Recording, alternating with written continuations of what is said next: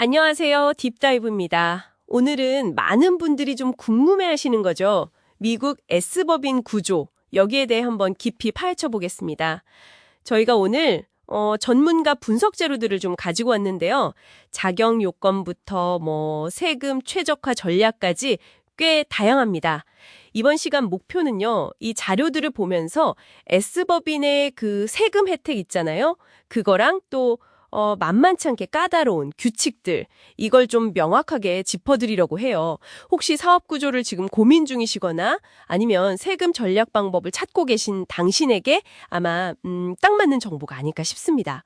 물론 세금을 아낀다는 건 정말 큰 장점인데, 근데 이게 또 지켜야 할 것도 많거든요. 자, 어디 한번 시작해 볼까요? S법인 하면 역시 가장 먼저 떠오르는 게 그 C법인이랑 다른 점이죠. 이중과세를 피할 수 있다는 거. 맞아요. 법인 단계에서는 세금이 없고 이익이 그냥 주주 개인한테 바로 넘어가니까 그럼 개인 소득세만 내면 된다 이런 거죠? 네, 정확합니다. 그게 아주 중요한 포인트인데요. 왜냐하면 결국 주주 손에 실제로 들어오는 돈, 그러니까 순수익에 큰 차이를 만들거든요. 저희 자료표에도 나와 있지만 S법인 주주의 유효세율이 한 23.8% 정도. 근데 C법인은 이게 39.8%까지 올라가요. 와, 39.8%요? 거의 16%포인트 차이네요. 엄청난데요? 그렇죠. 이게 정말 큰 차이죠. 그리고 여기서 또 주목할 점은요. 회사가 그 해에 이익이 났는데 이거 실제로 주주한테 배당, 그러니까 돈으로 주지 않아도요. 그래도 그 이익에 대해서 주주는 개인 소득세율로 세금을 내야 한다는 거예요. 와, 돈을 받지 않아도 세금을 내는군요. 그냥 이익이 발생했다는 사실만으로. 네, 이익이 주주에게로 통과, 패스트로 된다 이런 개념으로 보시면 됩니다. 그렇군요. 16%피 차이도 크고 또 다른 장점도 있지 않나요? 그 자영업세 절감 효과요. 아, 네. 그것도 S법인의 선택하는 아주 중요한 이유 중 하나죠. 주주이면서 동시에 이제 회사에서 일하는 분들 있잖아요.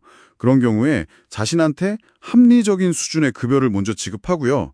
그 급여를 초과하는 이익은 배당금 형태로 가져갈 수 있는데 이 배당금 부분은 자영업세를 안 내도 되거든요. 오, 배당금은 자영업세가 없다. 근데 방금 말씀하신 그 합리적인 급여라는 게, 좀 애매하게 들리는데요? 이거 너무 낮게 책정하면 혹시 문제가 생길 수도 있는 거 아닌가요? 네, 바로 그 점입니다.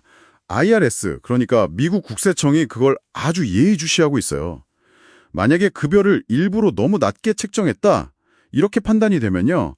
IRS가 배당금의 일부, 전부를 다시 급여로 볼 수 있어요. 그렇게 되면 밀린 세금은 물론이고 벌금의 이자까지 내야 할 수도 있습니다. 아이고, 배보다 배꼽이 더 커질 수도 있겠네요.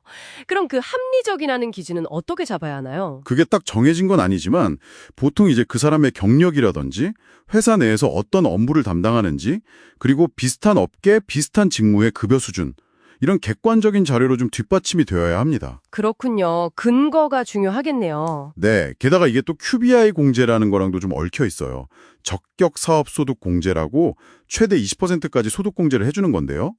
급여를 높게 잡으면 자영업세 부담은 늘어나지만 반대로 QBI 공제를 받을 수 있는 사업 소득 자체는 줄어들게 되거든요. 이거 참 양날의 검이네요. 자영업세 아끼자고 급여 낮추면 QBI 공제가 줄고 QBI 공제 생각하면 자영업세가 늘고. 맞습니다. 그래서 그 균형점을 잘 찾는 게 중요해요. 자영업세 절감 효과랑 QBI 공제 혜택 사이에서 최적의 지점을 찾아야 하는 거죠. 정말 간단치가 않군요. 들어보니까 자격 요건 자체도 꽤 까다롭다고 하던데요. 아무나 S법인 할 수 있는 건 아니죠. 네, 맞아요. 일단 주주 수가 100명 이하여야 하고요. 그리고 주주는 기본적으로 미국 시민권자나 거주자인 개인이어야 합니다. 특정 종류의 신탁이나 유산 같은 경우는 예외적으로 가능하긴 한데 예를 들어서 비거주 외국인이라든지 파트너십 아니면 다른 C법인 같은 경우는 S법인의 주주가 될 수가 없어요. 외국인 투자나 법인 투자는 안 되는 거군요. 네, 그리고 또 결정적으로 중요한 게 주식 종류가 딱 한 가지만 가능해요. 한 종류 주식이요? 네, 의결권이 있고 없고 이 정도 차이는 괜찮은데 예를 들어서 배당 우선권이 있는 우선주 같은 거 있잖아요. 그런 건 발행할 수가 없습니다. 경제적 권리가 동일한 단일 종류 주식만 가능해요. 그럼 외부에서 투자 유치 같은 거 할 때 특히 뭐 벤처 캐피탈이나 이런 곳들은 다량한 종류의 주식을 원할 텐데 좀 제약이 있겠네요. 바로 그 점 때문에 S법인 선택을 신중하게 고려해야 합니다. 그리고 이런 엄격한 요건들 중에 하나라도 어긋나면 S법인 자격이 그냥 상실될 수도 있어요.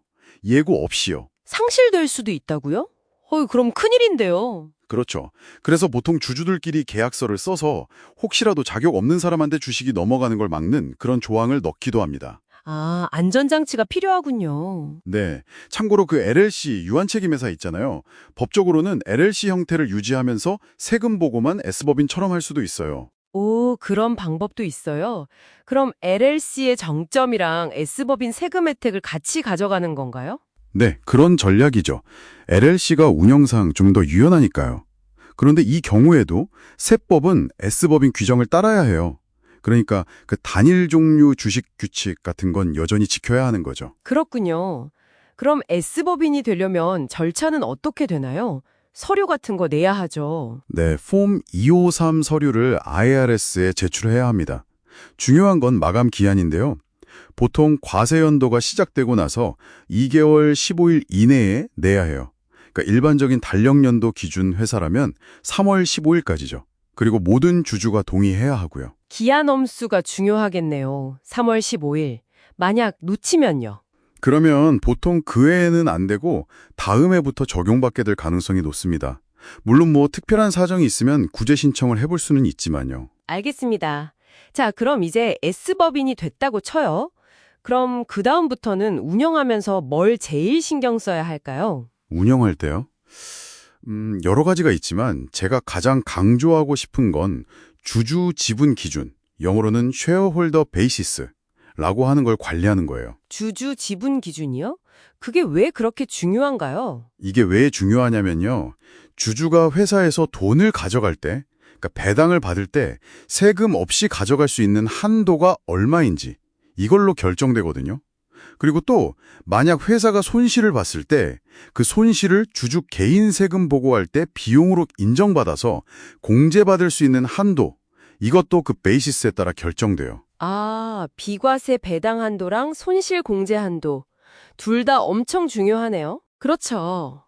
그런데 더 중요한 건 이 복잡한 베이시스 계산하고 추적하는 책임이 회사가 아니라 전적으로 주주 개인한테 있다는 거예요. 네. 회사가 관리해 주는 게 아니고요.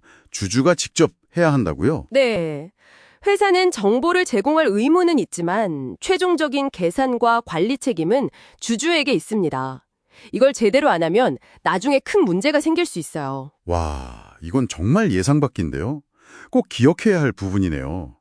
또 다른 운용상의 주의점은 없을까요? 아, 그리고 만약에 원래 C법인이었다가 S법인으로 전환한 경우에요.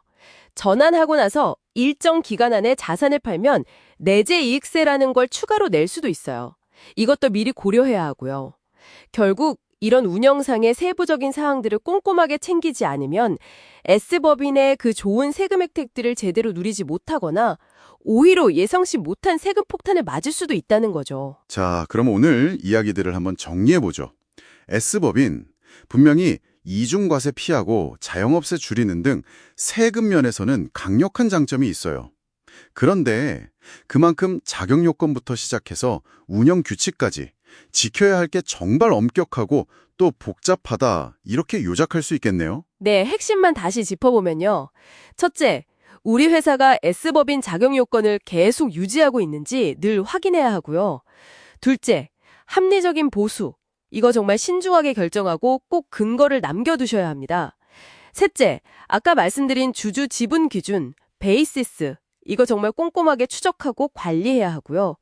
마지막으로 주주계약서 같은 모든 중요한 결정이나 합의는 반드시 서면으로, 문서로 남겨두는 게 필수입니다. 네, 명심해야 할 포인트들이네요.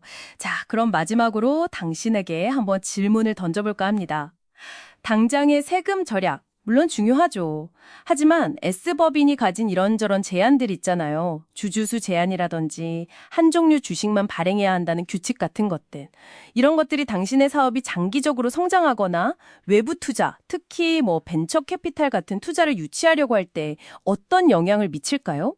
어쩌면 LLC나 C법인이 제공하는 그런 유연성이 미래의 어떤 시점에서는 이 S법인의 사금 혜택보다 더 중요해질 수도 있지 않을까요? 한번 깊이 생각해 보실 문제입니다.